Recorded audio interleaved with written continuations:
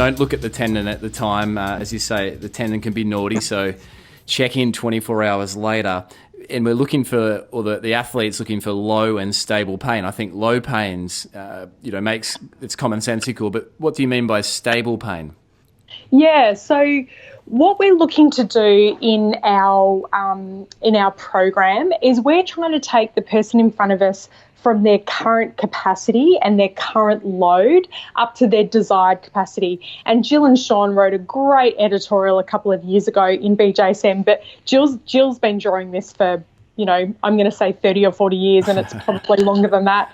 But they published this editorial, and it really explained that progressive step. And I draw it for my patients now. Right, this is your current capacity. This is all the things we've assessed today. And your desired capacity is your goals. What do you want to do? How far do you want to run? How quick do you want to run? Do you want to run hills? The absolute level of detail that your athlete is after, that's what we put up the top. And then what we have to do is go up in small steps, because tendons hate change. So you've got to sneak up on them a little bit. And the way you do that is to make small changes where they adapt. So you add some load, and then the next day you listen. You add some load, and then the next day you listen. So what I'm looking for in terms of stable pain is that as my load is increasing, my pain is either, coming down to zero, or it's coming down to a very low number, which I'll negotiate with my athlete about what they're happy with, because everyone's different. So it's not for me to say. And then what we do is we look at that response each day, and if it's like, 1, 1, 1, 1, 1, 1, that's a happy tendon. If it's, 1, 2, 5, hang on, what have we added in here that the tendon's just letting you know? It's about, particularly in season, we often don't have zero pain, but again, just really, really reassuring people about that. Reassuring them that it's okay to have this low and, as you say, stable level of pain 24 hours after we've tried to help them, or they've tried to help themselves. Take those, as you say, small steps, because tendons don't like big changes. And you also mentioned there, Ebonie, that as per your colleague Jill Cook shares, that it's about getting them back to where they want to get to. And I remember hearing Jill, alongside yourself, encourage practitioners in that room that keep it simple. It's just a matter of figuring out where they are and where they want to get to and getting it done. You bet. And that, for me, also should reinforce for people that there are no recipes. Like, by all means, we need to be evidence-based, and the best evidence is for load. But to give you an example, there's fantastic research in heavy slow resistance, and I use heavy slow resistance, but I don't do the program that's published because it's double leg. And the people that have tendinopathy have asymmetry. They have absolute muscle wastage, and if we're not giving single leg exercise, then we're really missing an opportunity to address that asymmetry. And that's an issue, because if I'm a runner, and actually I've just started running, so I can say that now. Go, Ebonie. If I'm a runner, running is a series of hops. So I need each leg to be independently strong. And if I'm doing, double leg squats and double leg press and double leg calf raises, then I'm actually allowing my sneaky tendon to hide in the kinetic chain. Capacity with some low-level skipping and plyometric activities, that it'll be appropriate to return to running, which might be a few days later than you would return to running for, say, a hamstring strain. And that's okay, because what we find is that it doesn't necessarily slow up the rehabilitation process if you save your run to a little bit later, and it offsets that risk of recurrence early in your rehabilitation process.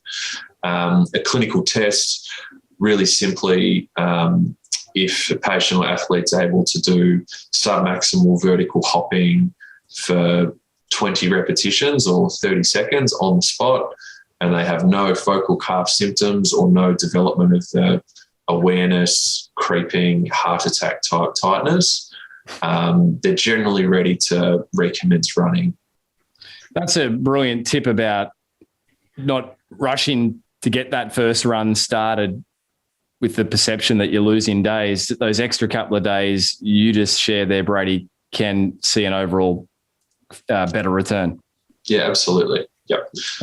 And I think, the other thing to consider is that because calves do often come on with just that gradual onset, you can't necessarily use pain as a guide with exercise or return to running as a guide to, how they're going to go with it. Whereas with a lot of other, for example, hamstring muscle injuries, you can get them to go for a run, and if they have that, they do often get that perception of tightness or pain, and you can pull them up there and stop the activity. Whereas calves, you might not actually get that until later, a few hours afterwards, or the next day, or because it doesn't necessarily, for those reasons Brady explained previously, it might not be a good indicator. So that kind of pain is not a good indicator for whether they're going to cope with the running or not.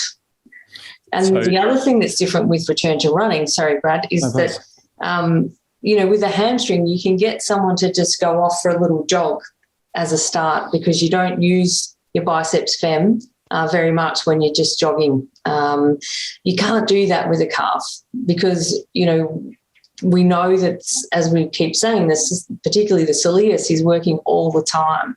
And so if you go and try and, get them to just get some endurance in their calf, some air in their lungs and get the heart pumping, it can really backfire on you. So you have to be a bit more particular, as Brady was pointing out, and make sure you feel like they're ready to run.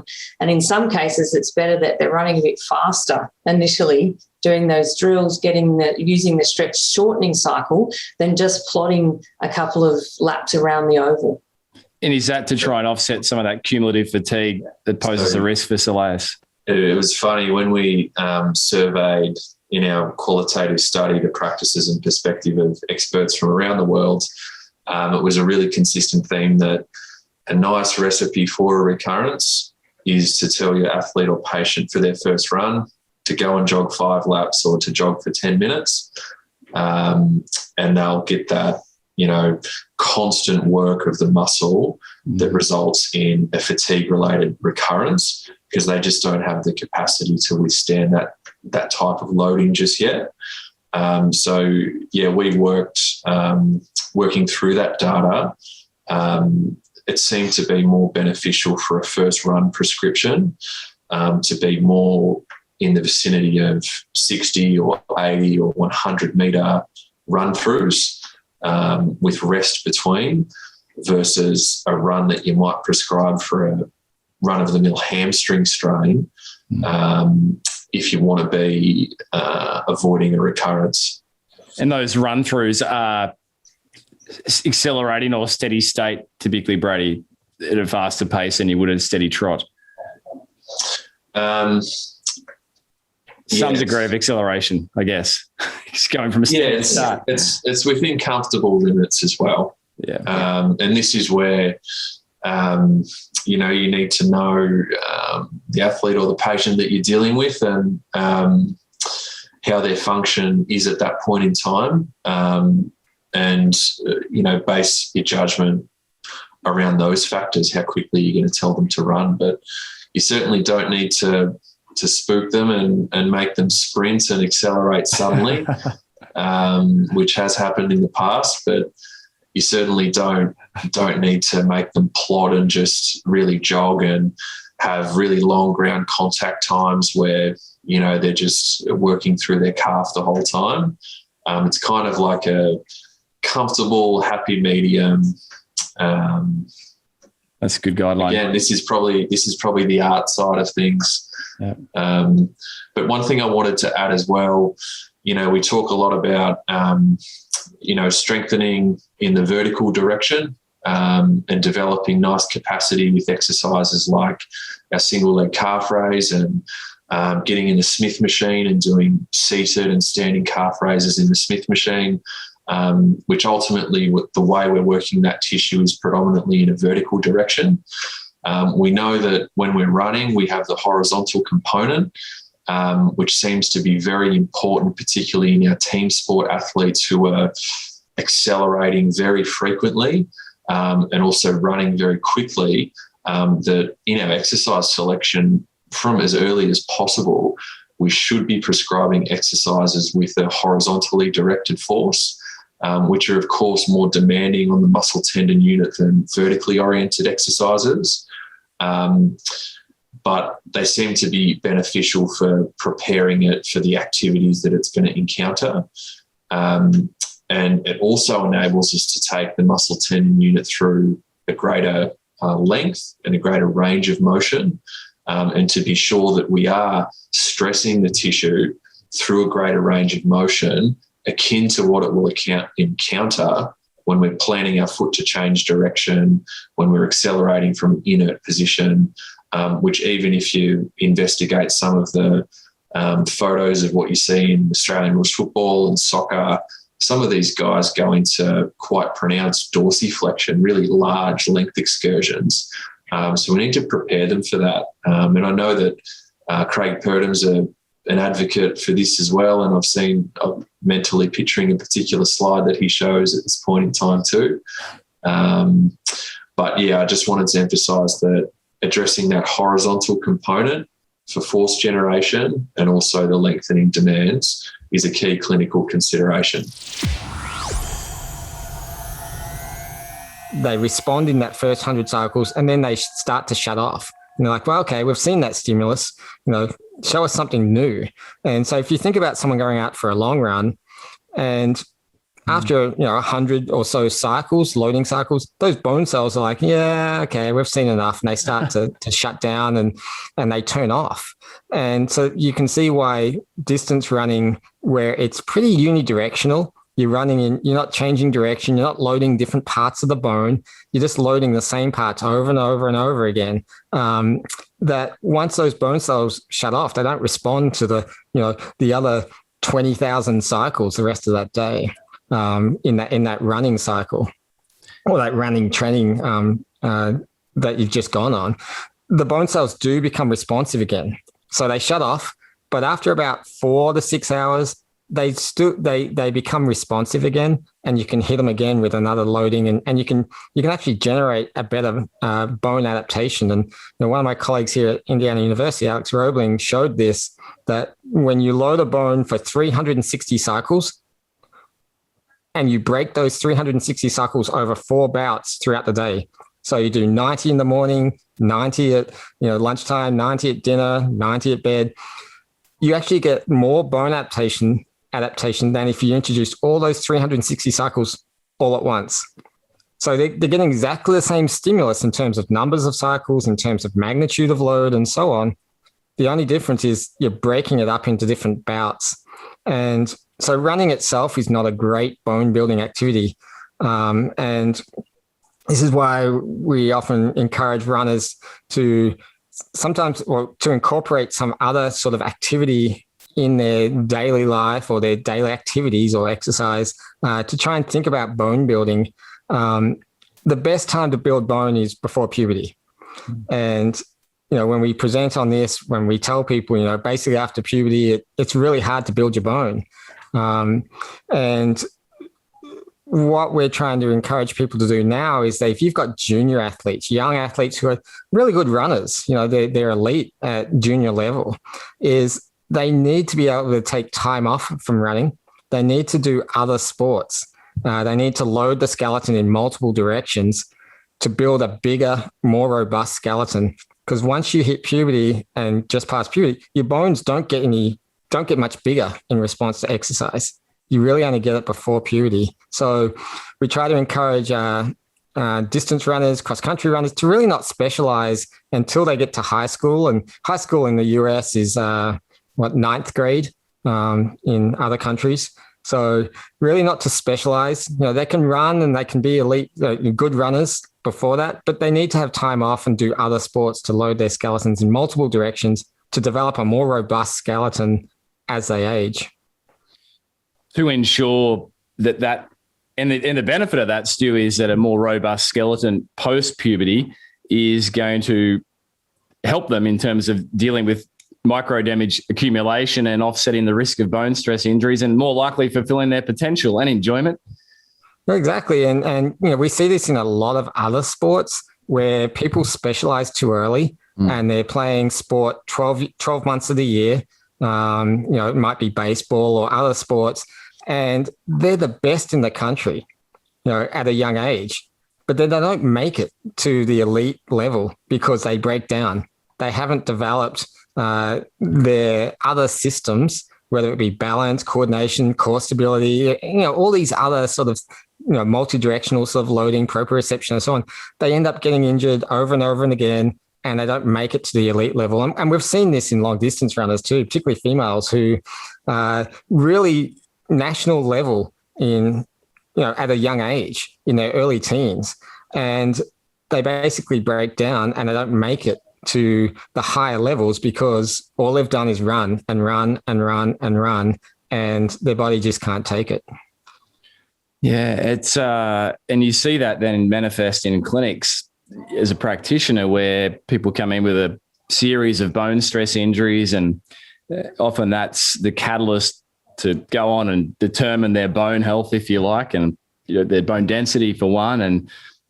And sadly, there's often some surprises. And as you mentioned, we've got to remember that so much of this is genetic, but then there's also these environmental factors that can determine the health of the bone. And I find it quite sad and challenging at the same time when you have an otherwise outwardly looking fit, healthy person who is maybe not as healthy as they thought, particularly at a skeletal level, maybe osteopenic or even osteoporotic at quite young ages.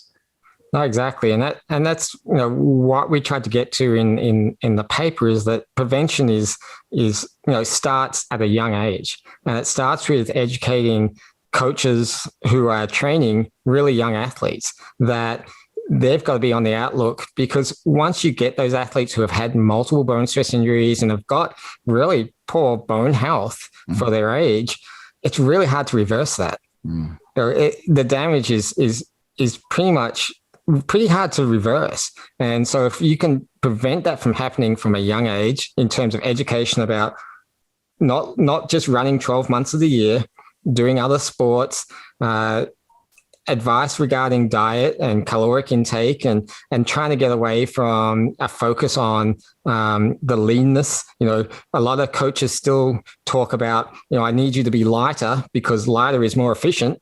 Well, that only goes to a certain extent. But I think, like I said, my main message is usually it will not make things worse necessarily if you're listening to your body. And some people, and we don't know about their levels of pain in that study either, but if you had changes on MRI, maybe they were related to pain, and maybe it's because you push through pain. And some other people, maybe they just listened to their body really well and they got better, so they improved features on MRI. And I think that's the key point here is running is not bad for your knees, and it may even be good for your knees. And that study is kind of a snapshot of that. You mentioned there, JF, just to reiterate, it will not make you worse necessarily if you are listening to your body. The extension of that is, of course, how would you advise someone to listen to their body when it comes to their knee health or pain? Here, I mean, it would depend on age too, right? And as we know, if you had knee pain for, let's say, 10 years and you're in your 30s, well, maybe it would be time to address it and not keep pushing through your pain. And what that means is, technically, your knees shouldn't hurt when you run, right? Especially if you're younger. And the advice I like to use is on that good old scale of 0 pain to 10 out of 10 pain, right? Well, 10 out of 10 is the worst pain imaginable. I like it when people don't go over it at 2 out of 10 when they run. And if that pain, it has to be back to baseline or pre-running level within an hour after. And if the pain stays for longer than that, usually it's because you're overloading it.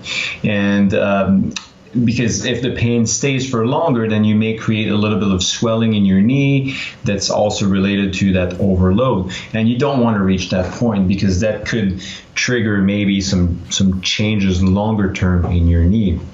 Now, if you're an older runner, I like to use kind of the same thresholds, but I will also tell them, the following morning when you get up, you want to make sure that there's no more stiffness, because if you get older, you know exactly what I mean by stiff joints when you get up in the morning.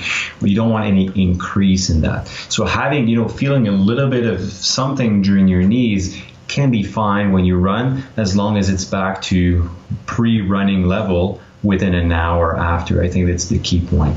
Yeah, that's so practical, JF. And then with the older athlete, the older runner, that extra caveat or scorecard, if you like, which is there any increase in stiffness the morning after? Absolutely. And if you do have OA and you know about it, no increase in swelling the day after. So I think, those points are really key in knowing if you're doing it right or not. And because listening to your body, some people may say, no pain, no gain, which I totally hate in people with knee pain. I think it's the worst thing you could do to say, I'll just push through it. It's just not ideal. So no pain, no gain doesn't hold tight here, but certainly those great tips you've shared are a guiding light. JF, in terms of the loads at the knee, as I've looked into this over the years of my professional life, it's quite surprising that we would perceive running as high loading at the knee joint. Yet, can you paint a picture around, how it actually relates, how it correlates or compares, if you like, to the forces that occur at the knee when we walk? Mm-hmm. Yeah, and so you have two main joints in your knee, right? So you have the kneecap one, and you have the main joint that we call the tibiofemoral joints. And those two joints, let's say when you're walking, you would get about 1 to 2 times body weight at your kneecap, up to potentially 2 to 3 times body weight at your big knee joint, the tibiofemoral joint.